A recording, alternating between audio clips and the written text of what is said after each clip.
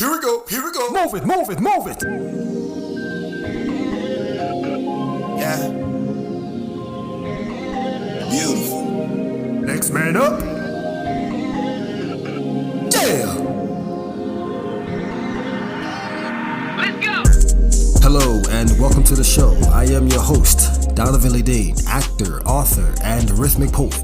You're now tuned in to Next Man Up, Poetry in Motion, where the mission is to provide the essence of poetry in motion, promoting peace, love, and growth for the existence of humanity and the culture. Later in the episode, there will be a featured poetry read entitled Working Man, read by the creator, author, writer, and poet, Sheldon Alex Sebastian, along with part 2 of the heartfelt, inspirational story by the actress and singer, Algie Jenkins. But right now, let's get into the poetry mix. This is Next Man Up, Poetry in Motion.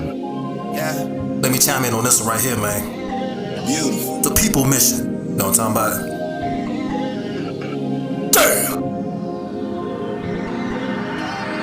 Let's go. The government's on shutdown. I gotta find new hustles for right now. No wellness checks, no support base. Endure inflation with minimum wage. Hope my melanin don't force the bank to turn me down for a load of time. The kind of profile that got many arrested for committing no crimes. More problems on top of more problems. Let 'em know. One solo mission's trying to solve. Talk to 'em. The rich dude can barely pay the card note or light bill. I'm stressed out, yet I stand tall with my head high. I refuse to kneel on welfare, on food stamps, but food prices are sky high. In 2 weeks, those food stamps won't be enough to get by. Workers leave a job cause they on strike, cause the pay is low. Inflation spikes, got suicides, got pill addiction, got more in debt with no remission. More problems on top of more problems. Give it to 'em. It's a human issue I'm trying to solve. Preach. More problems on top of more problems. Talk to 'em. It's a human issue I'm trying to solve them.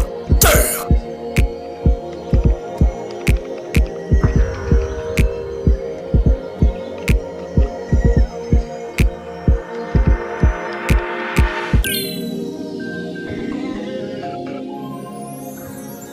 Relationships. I want to be in love. I want to meet somebody that tickles my fancy. I want to wake up next to them every day. I want to have a conversation about nothing and everything at the same time. I want us to pick cherries and blossoms. I want us to engage with one another physically, spiritually, mentally. I want us to intertwine like DNA. But I'm a coward. I'm a fool. I'm a fool because I am lost in the idea of what being in a relationship really means. Being in a relationship means showing up. Being in a relationship means delivering. Being in a relationship means stepping back. Being in a relationship means locking in. Being in a relationship means engaging completely and utterly with yourself. I want to be in love with myself. I want to give us free. I want to not be so hard. I want to not be so tough. I want to not push so much of myself away from myself. I want me and I and us to bond. What is it that we are afraid of? We are afraid of being ugly. We are afraid of looking deep inside of ourselves and challenging ourselves to rise above who we actually are. We are afraid to be superheroes. We are afraid to be lions, king of the jungles, and roaring. We are afraid to be sensitive and caring and daring. We are afraid to be subtle and very nuanced. We are afraid to be humble, but we also afraid to be baby boy and get gully and raw and tell somebody like it really is. We're afraid. We're black. We're individuals. We weren't taught to be our own individual. We were taught that all things that another man speaks are God, are godly, are more light. But we are light too. We shine bright.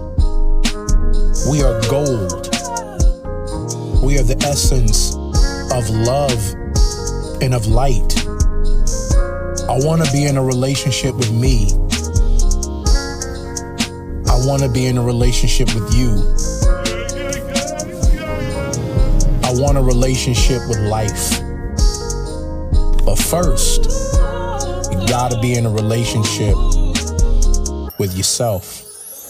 Unity. UNITY. Relationships.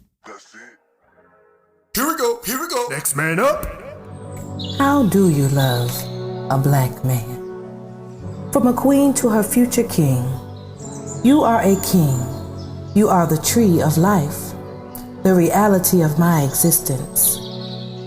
You were manifested exclusively by my desire. Shelter me, hold me close within the branches of your limbs. The eldest trees are firmly rooted and grounded in the earth. Your presence brings shade during times of extreme illumination. Too much exposure will surely deflect the necessary nutrients from being absorbed by the outer layers. Allow the sensitivity and delicateness of my flower to envelop you, comfort you, and nurture you. Your battle is not with me, it is within. Just as the small seedlings do not battle with the windstorms and rain, but absorb only what is needed for growth. For I am the gentle power surge you need, reminding you to stay connected to Source. Be that shining example of the lessons you teach, so that the student may have trust and confidence in their master. For the master must always remember that he too was once just an unfortified vessel, waiting to be filled. How do you love a black woman? He watches longingly as her sundress sways in the breeze, paying close attention to the playful way her curvaceous silhouette is barely visible underneath the lightweight, almost sheer fabric. He notices her hair, still in its natural state and delicately twisted like the tiebacks on his mother's front room curtains. The deep bronze color of her skin reflects the warmth of the sun and complements the warm colors in her garment. He waits anxiously for the expected glimpse of her beautiful smile and desperately searches for something clever to say that could possibly encourage her to engage him in another stimulating conversation. The beaming heat of the summer sun in no way compares to the explosive chemistry between these two beautiful black souls. Their unspoken desire can be felt by every living creature within a specified radius. Their telekinetic love blossoms like a calla lily, ready to capture the sweet nectar of unimagined ecstasy. To be continued. A part of me died. Somehow I'm still living. So empty and bare, and yet I keep giving. Who am I now? Without definition. I'm quite a machine for a man on a mission. A drone, if you will, with full automation. And under control, a programmed dedication. My circuits are veins with electrified cells with no breaker for breaks or vacations. Oh well, oh well, oh well.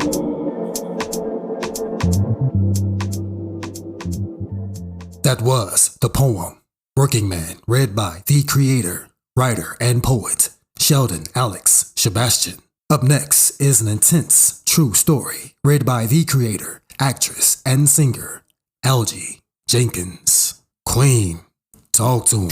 Here we go. Next man up. I went to work as usual and I didn't tell anyone. I didn't say nothing. But one thing I did know, that I would never go back to that house. When I got off from work, I went to my parents' home and I informed them of everything that was going on. I also started filing for a divorce. When I didn't come home from work, he called and seemed concerned. I just told him that my dad would come by for my things.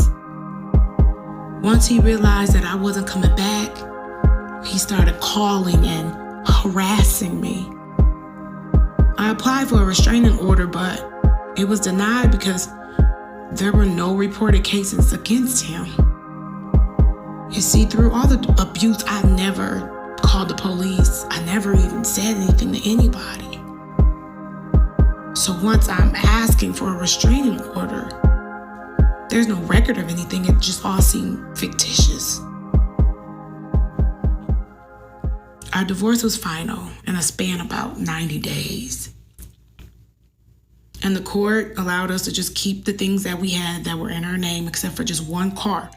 It was in my name, but he drove it the most. He was ordered by the court to pay it, and he couldn't really afford it, so they allowed him to do monthly payments, which spanned over like 6 months. He would make the payment, but for some reason, his new girlfriend felt that she had to contact me. I would never talk to her, but she would leave messages about how she paid for the car note and how much of a good man he is. I low-key felt that she was taunting me, but I really felt bad for her because I knew at one point she would be in the same situation that I was in. I would just say a prayer for her. I knew what the end result would be. In the blink of an eye, she was being abused. I found out through my ex-mother-in-law. She called me one day and informed me that my ex-husband was in jail for abusing his girlfriend. But she was actually calling to ensure me that the last and final payment will be made on the car. I never really spoke to him again until I had to give the title to his mom, and then he tried to harass me again and asking me to come back, and no, I couldn't. He tried to contact me several years later. My mind was made up. I had moved on. I'm just so fortunate that I walked away. I walked away with my life. And I'm just so fortunate that I can share my story. I'm a survivor. And I want to be an advocate for anyone who have experienced domestic violence, especially the ones who are just like me, who just suffered in silence. I've never publicly shared my story until now. It really took me a while to heal both mentally and spiritually. I can talk about it now because I know that I'm a survivor, but I definitely want to advocate for others who have been in my situation. Thank you so much for listening. Thank you, Queen, for sharing your incredible story. We hear you and we thank you. Before we go, I would like to conclude with a power message to uplift each and every listener and to get you in a good headspace. It's a message about you, as in you, be you. You can't satisfy everyone. Everyone is different. So with that comes differences in perceptions or opinions and differences in intentions, good and bad. You can do everything so right, yet in someone else's eyes, you're doing wrong. Who say that they are in the position to judge when they have their own errors? If you can look yourself in the mirror each and every day, knowing that you try to be right and do right by others and with yourself, then let life handle the rest. Sometimes people with negative energy may become the majority, making you the minority, putting you in a position of deciding whether or not to distance yourself from nearly everyone to protect your peace.